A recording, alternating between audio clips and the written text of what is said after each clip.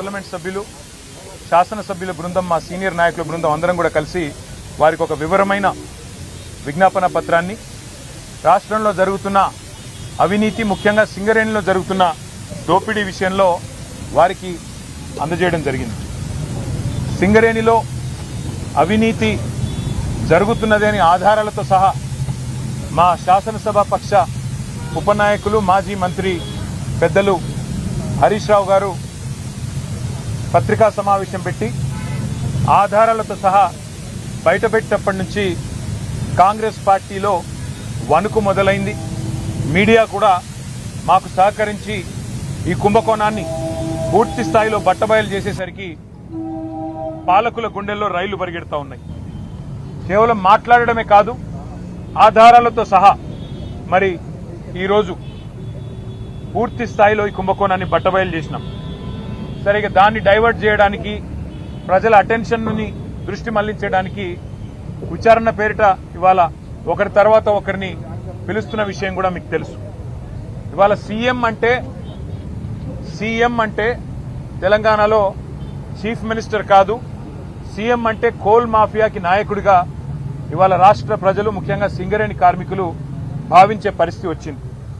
ఇవాళ మీరు అర్థం చేసుకుంటే ఈ కుంభకోణాన్ని రాష్ట్ర ప్రజలు ముఖ్యంగా సింగరేణి ప్రాంతంలో ఉండే మా కార్మిక సోదరులు కూడా అర్థం చేసుకుంటే చాలా స్పష్టంగా ఆధారాలతో సహా మేము బయటపెట్టిన తర్వాత ముఖ్యంగా మేము లేవనెత్తిన కొన్ని ప్రశ్నల విషయంలో ఇప్పటి వరకు ప్రభుత్వం నుంచి ఒక్క సమాధానం కూడా రావడం లేదు. ఇక ఇట్లాంటి ముఖ్యమైన గంభీరమైన సమస్య విషయంలో స్పందించాల్సిన ముఖ్యమంత్రి గారేమో అప్పుడప్పుడు ఫుట్బాల్ ఆడుతున్నాడు సింగరేణితో, లేదా ఇవాళ విదేశాల్లో తిరుగుతూ ఏదో పాఠాలు నేర్చుకుంటున్నా అంటూ పోజులు కొడతా ఉన్నాడు. కానీ నేను వారికి గుర్తు చేస్తా ఉన్నా, ఏ వయసులో ముచ్చట ఆ వయసులో జరగాలి. చదువుకోవాల్సిన టైంలో చదువుకోక ఇప్పుడు చదువుకుంటానంటే ఏం వస్తుందో ఒకసారి వారు కూడా ఆలోచించుకోవాలి. మీరు 10 కోట్ల రూపాయల సింగరేణి సంస్థకు సంబంధించిన నిధులు దుర్వినియోగం చేసి మీరు ఫుట్బాల్ ఆటకి ఈ రాష్ట్ర ప్రజలతో మీరు ఎలాగో ఫుట్బాల్ ఆడుతున్నారు, కానీ సింగరేణి సంస్థతో కూడా ఫుట్బాల్ ఆడుతూ 10 కోట్ల రూపాయలు దుర్వినియోగం చేసి ఈరోజు ఆ సంస్థకి తీరని అన్యాయం చేసింది ఇవాళ రేవంత్ రెడ్డి గారు. ఒక్క స్కామ్ సంబంధించి ఇన్ని ఆధారాలు బయట పెడితే కూడా ఒక్క స్కామ్ సంబంధించి కూడా ఇప్పటివరకు పాలకుల వైపు నుంచి సమాధానం లేదు. మేము అడిగాం, స్పష్టంగా చెప్పాం, మళ్ళీ అడుగుతా ఉన్నాం. ఓబీ టెండర్ల విషయంలో, ఓవర్ బర్డెన్ టెండర్ల విషయంలో గతంలో ఎన్నడూ లేని సైట్ విజిట్ సర్టిఫికేషన్, అంటే మీరు సైట్ మీదకి రావాలి, అక్కడికి వచ్చినట్టు సర్టిఫికేట్ తీసుకోవాలి అనే నిబంధన పారదర్శకతకు పాతర వేసి ఎందుకు పెట్టినారు, గతంలో ఎన్నడూ లేని విధంగా ఇది ఎందుకు పెట్టారంటే ఇంతవరకు సమాధానం లేదు. భారతదేశంలో ఎక్కడా ఏ కోల్ గనిలో లేని, ఏ బొగ్గు గనిలో లేని నిబంధన ఇక్కడనే ఎందుకు పెట్టినారు అంటే ఇంతవరకు సమాధానం రాదు. అట్లాగే నిజంగానే 2018 నుంచి 2024 వరకు ఈ నిబంధన గనక కేంద్ర ప్రభుత్వం ఒకవేళ సిఫారసు చేసి ఉంటే ఆ రోజున్న బీఆర్ఎస్ ప్రభుత్వం అమలు చేయలేదు. అన్ని టెండర్లను కూడా ట్రాన్స్పరెంట్ గా మేము పిలిచినాం. అందుకే ఆ రోజు అన్ని మైనస్ టెండర్లు వచ్చినాయి. ఎస్టిమేటెడ్ కాస్ట్ కంటే తక్కువ ఖర్చుకే సింగరేణికి డబ్బులు ఆదా చేస్తూ ఆ రోజు జరిగిన మాట వాస్తవమా కాదా? మరి ఆ రోజు ఆ టెండర్లలో లేని షరతు మీ ప్రభుత్వం వచ్చిన తర్వాత ఈ సైట్ విజిట్ సర్టిఫికేషన్ అనే విధానం ఎందుకు పెట్టారు, ఎవరికి లాభం చేయడానికి పెట్టారు అంటే ఇంతవరకు ప్రభుత్వంలోని బాధ్యులు ఏ ఒక్కరు కూడా సమాధానం చెప్పట్లేదు. 2025-26లో నిజానికి జనవరిలో ఒక టెండర్ చేశారు ఈ నిబంధన లేకుండా. జనవరిలో టెండర్ చేస్తారు, మళ్ళీ ఆ టెండర్ వెంటనే రద్దు చేశారు. టెండర్లో ఈ నిబంధన లేకుండా ఆ రోజు మీరు టెండర్ పిలిస్తే -7%, అంటే ఎస్టిమేట్ చేసిన దానికంటే 100 రూపాయలకు ఎస్టిమేట్ చేస్తే 93 రూపాయలకే పనిచేస్తామని కాంట్రాక్ట్ సంస్థలు ముందుకొచ్చినాయి. కానీ దాన్ని మీరు రద్దు చేశారు, ఈ నిబంధన పెట్టారు. దానివల్ల ఏమైంది, తిరిగి మళ్ళీ టెండర్ అదే ప్లేస్లో పిలిస్తే +12, అంటే 100 రూపాయలకు అయ్యే పని 112 రూపాయలకు కావాలని చెప్పి మరి సంస్థలు వచ్చిన మాట వాస్తవమా కాదా మరి మీరు చెప్పాలని చెప్పి ప్రభుత్వాన్ని మేము డిమాండ్ చేస్తా ఉన్నాం. అట్లాగే మే 25 నుంచి మీరు ఎప్పుడైతే నిబంధన పెట్టారో ఈ రోజు వరకు గత 9 నెలల్లో ఎన్ని సంస్థలు ఇప్పటి వరకు ఎంతమంది కాంట్రాక్టర్లు సైట్ సందర్శించారు, మీకు ఎన్ని ఈమెయిల్స్ వచ్చినాయి, ఎన్ని లేఖలు వచ్చాయి, ఎన్ని సర్టిఫికెట్లు సింగరేణి సంస్థ జారీ చేసింది, మీరు ఒక వైట్ పేపర్, ఒక శ్వేతపత్రం ప్రచురించండి. అని మేము డిమాండ్ చేస్తే ఇంతవరకు సమాధానం లేదు. కొంతమందికే సెలెక్టివ్గా ఎందుకు ఇచ్చారు మీరు? కొంతమందికే సెలెక్టివ్గా మీరు ఎందుకు మరి కొంతమంది కాంట్రాక్ట్ సంస్థలను ఎందుకు మీరు ఎత్తుకుంటున్నారు? మిగతా వాళ్ళని ఎందుకు పక్కన పెడుతున్నారు? ఇందులో రింగ్ మాస్టర్ సృజన్ రెడ్డి అనే వ్యక్తి ముఖ్యమంత్రి బావమరిది అవునా కాదా అని మేము అడిగితే ఇంతవరకు సమాధానం రాదు. ఇంతవరకు ఆయన విషయంలో స్పష్టత రాదు. అట్లాగే మేము అడిగాం, శ్వేతపత్రం ప్రచురించండి. ఒక నైనీ టెండర్లే కాదు, నైనీ బొగ్గుగని టెండర్లే కాదు, మరి నైనీలో కూడా గతంలో 2021లో 2022లో 2 సార్లు మా ప్రభుత్వం ఉన్నప్పుడు కూడా టెండర్లు పిలిచాం. కానీ ఆ రోజు ఈ సైట్ విజిట్ సర్టిఫికెట్ అనే నిబంధన లేదు. మరి ఈరోజు టీఆర్ఎస్ ప్రభుత్వంలో అవసరం లేనిది కాంగ్రెస్ ప్రభుత్వంలో ఈ నిబంధన ఎందుకు అవసరం వచ్చింది అని మేము అడిగితే ఇంతవరకు సమాధానం లేదు. అట్లాగే సోలార్ పవర్ స్కామ్ గురించి కూడా మేము బయట పెట్టాం. భారతదేశంలో ఎక్కడైనా మెగావాట్కు 2.5 నుంచి 3 కోట్లలో ఇవాళ సోలార్లో నిర్మాణం జరుగుతూ ఉన్నది. కానీ తెలంగాణలో మాత్రం సింగరేణి పిలిచిన సోలార్ టెండర్లలో మాత్రం 7 కోట్లట. 2.5-3 కోట్లలో అయ్యో పని దేశంలో మొత్తంలో ఒక్క తెలంగాణలో మాత్రమే 7 కోట్లు ఎందుకు అవుతున్నది? ఇది స్కామ్ కాదా సోలార్ పవర్లో అని మేము నిలదీస్తే ఇంతవరకు సమాధానం లేదు.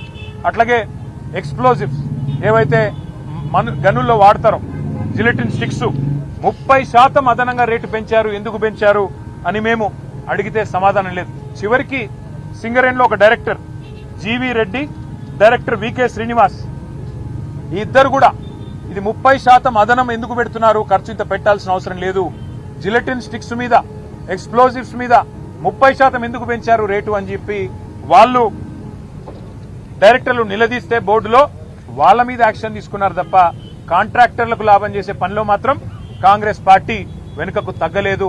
ఇది వాస్తవమా కాదా అని మేము నిలదీస్తే ఆన్సర్ లేదు.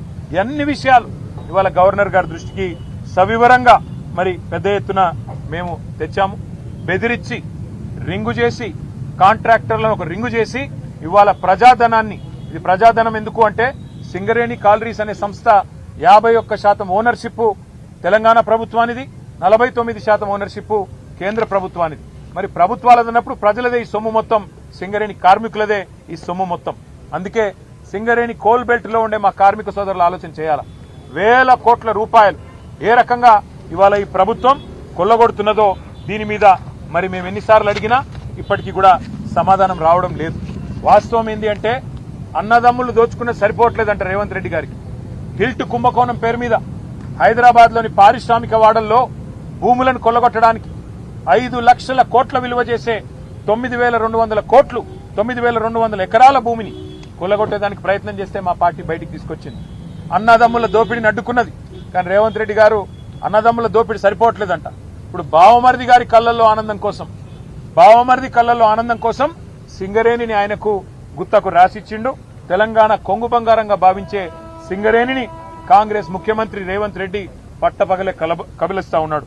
అందుకే మేము అడిగినాం ఇవాళ గౌరవ గవర్నర్ గారిని, సార్ మీరైనా ఇన్వాల్వ్ కండి, మీరు కిషన్ రెడ్డి గారికి ఆదేశం ఇవ్వండి, సిబిఐకి ఇస్తారా, సిట్టింగ్ జడ్జికి ఇస్తారా, మీ ఇష్టం, ఎవరికి ఇస్తారో ఇవ్వండి, కానీ ప్రజాధనాన్ని కొల్లగొట్టే ఈ దుర్మార్గపు వ్యవస్థని, ఇటు సోలార్ పవర్ లో కుంభకోణం, అటు సింగరేణి ఓబీ గనుల్లో కుంభకోణం, దీన్ని అడ్డుకోండి, దీన్ని వెంటనే నివారించండి, ప్రజా సొమ్మును కాపాడండి అని చెప్పి కార్మిక లోకం తరపున, సింగరేణి కార్మిక సోదరుల తరపున వారికి విజ్ఞప్తి చేశాం.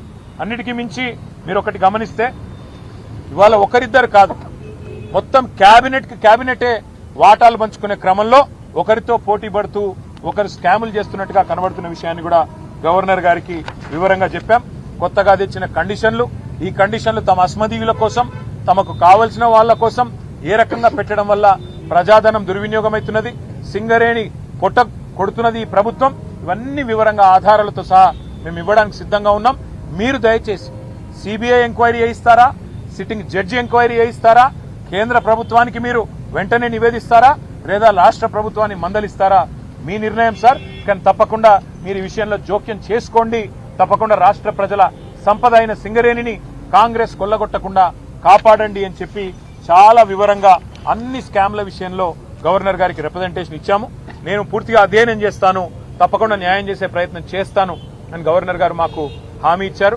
వారి మీద విశ్వాసంతో మేము ముందుకు పోతున్నాం. ఒకవేళ న్యాయం జరగకపోతే తప్పకుండా కార్మిక లోకం మొత్తాన్ని కదిలించి సింగరేణి కోల్ బెల్ట్ లో మా టీబీజీకేఎస్ ఆధ్వర్యంలో మా గౌరవ అధ్యక్షులు మా కొప్పుల ఈశ్వర్ మాజీ మంత్రి గారి ఆధ్వర్యంలో సింగరేణి ప్రాంతంలో జరుగుతున్న ప్రతి కుంభకోణం విషయంలో కార్మిక లోకం మొత్తాన్ని కూడా చైతన్యపరుస్తాం. తప్పకుండా ఈ అంశాన్ని వదిలిపెట్టమని చెప్పి మీ అందరికీ కూడా తెలియజేస్తూ పత్రికా మిత్రులు కూడా సహకరిస్తున్నందుకు, ఈ కుంభకోణాలను బయటికి తీసుకొస్తున్నందుకు పత్రికలకు కూడా టీవీలకు కూడా ధన్యవాదాలు.